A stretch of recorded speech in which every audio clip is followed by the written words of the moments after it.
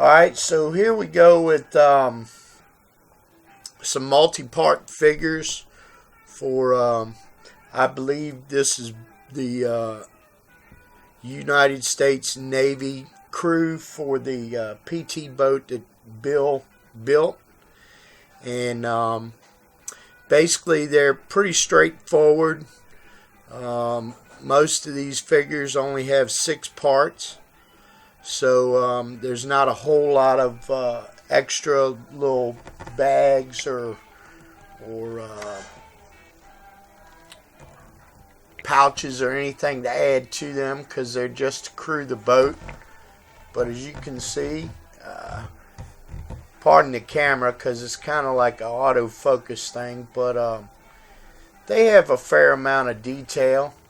So I believe they'll turn out to be right decent. So basically what you have to do is you have to cut out the parts. Let's see, let me do this. And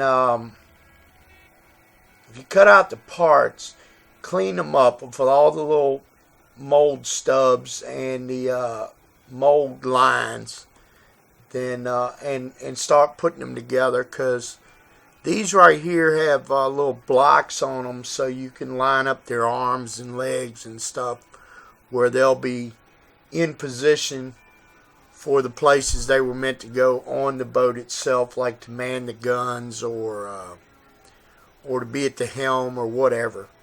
And I've started to build one, and I'll show you what I have so far.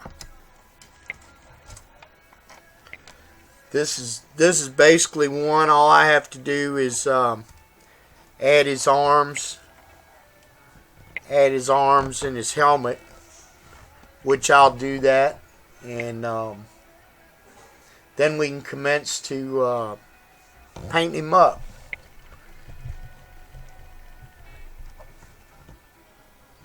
But basically, when we're done building this figure, you want to give him, I like to make sure that I've cleaned him up real good, and I'll put a scuff pad on him where I failed to scrape all the mold seams, and just kind of smooth out some of the areas that look a little rough. And then we'll give him a base coat of a primer coat of paint, and that'll give a real good base to paint on top of. So when we paint him up, then the paint will adhere to him real good on a base coat, and it helps as far as your colors go, depending on what.